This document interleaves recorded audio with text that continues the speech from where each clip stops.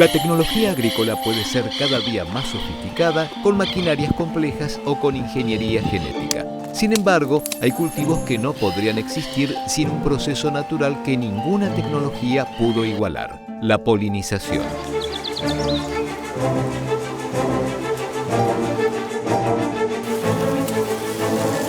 La polinización es el transporte de los gametos masculinos de la flor hacia la parte femenina de la flor. Y ese transporte es necesario para que la flor se fecunde y de ahí se desarrollen semillas y frutos. Ese transporte es en muchas especies generado por el viento y en muchas otras es facilitado por insectos. Somos un grupo de investigadores y becarios del CONICET y también estudiantes de grado, afiliados también a la Universidad del Comahue y a la Universidad de Río Negro. Trabajamos en relaciones de beneficio mutuo entre plantas y animales, entre ellas la polinización. Y en esas visitas de flor y flor, parte del polen queda adherido a sus cuerpos y entonces transportan polen de una flor hacia otra, porque al visitar a otra flor parte de ese polen se les cae y entonces el polen germina y llega a la parte femenina de la flor fecundándola.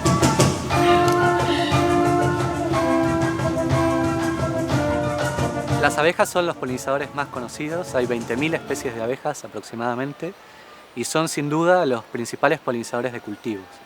Pero también hay otros insectos como escarabajos o parientes de las moscas que son muy importantes para cultivos en particular, y en general polinizadores también hay murciélagos o aves que son polinizadores importantes de ciertas especies nativas.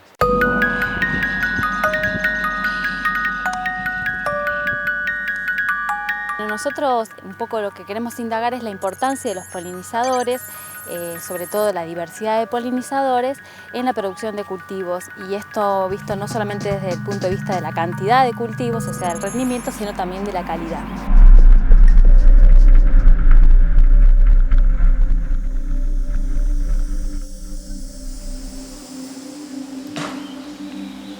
Bueno, esto es Chacra San Felipe. Yo soy productor desde hace unos años, principalmente de fruta fina y algo de cultivo bajo cubierta de hortalizas. Tallos para incluir polinizadores.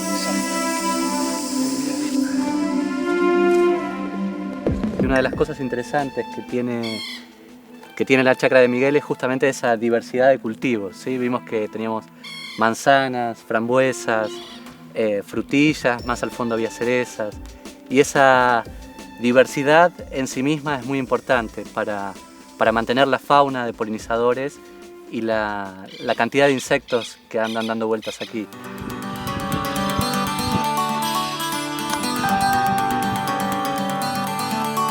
Es importante que haya diversidad de polinizadores porque no todas las especies de plantas son eficientemente polinizadas por una sola especie, por una misma especie, sino que son polinizadas por distintas especies, con lo cual esa diversidad garantiza la estabilidad, o sea que este cultivo tenga altos rindes a lo largo del tiempo.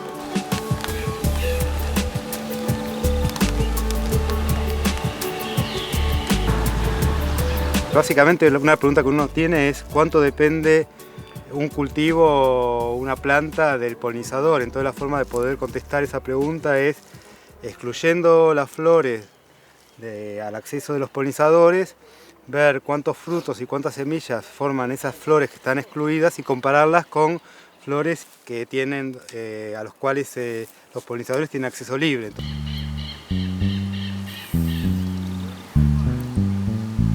En la frambuesa lo que sucede en particular es que cada uno de esos pelitos tiene que recibir polen para que se forme el fruto.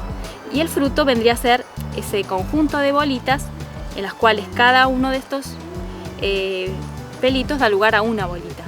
Entonces, para que se forme un fruto simétrico, de buen tamaño y con muchas de estas bolitas, hace falta que todos estos pelitos reciban polen.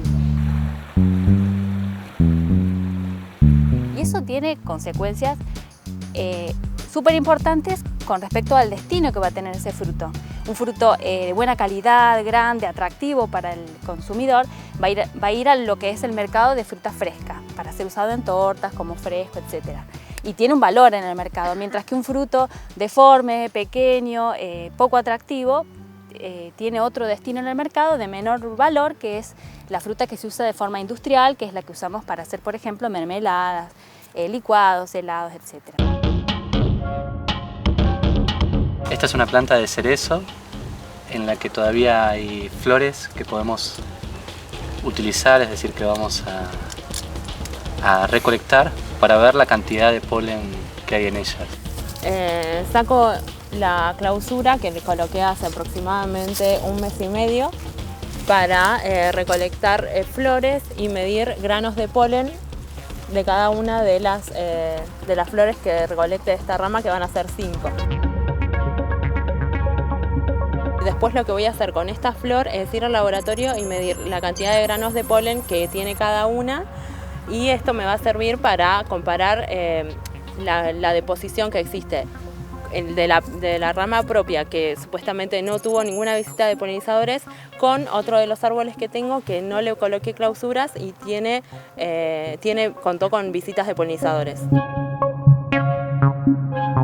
La hipótesis es que este es un cultivo que depende en cierta medida de polinizadores, es decir, que las ramas que están siendo polinizadas por insectos van a tener mayor producción que aquellas clausuradas, pero que este efecto va a depender también de las características del contexto, es decir, del ambiente, porque el ambiente afecta tanto los recursos de la planta como las faunas de polinizadores que visitan estas ramas.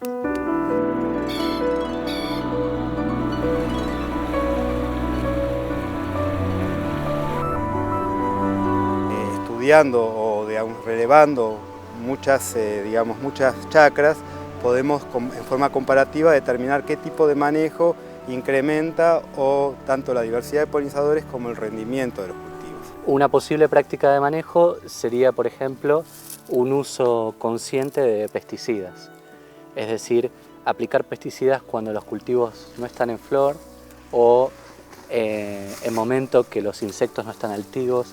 Por ejemplo, los insectos están activos en días soleados, con poco viento, temperaturas adecuadas.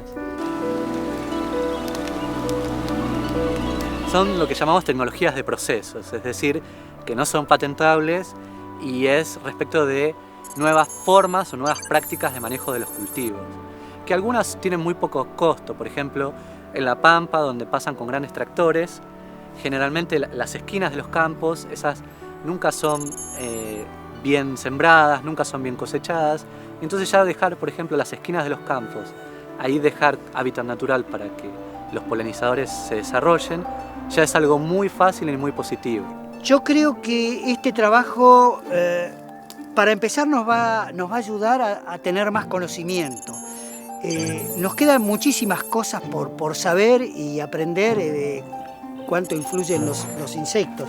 Y estos trabajos medidos, porque uno muchas veces opina, pero simplemente por ver algo y sin haber medido cosas. Y en ese sentido, en la medida de que esa información se vaya generando, es la información que se usa después de base para generar políticas públicas para incentivar este tipo de manejo.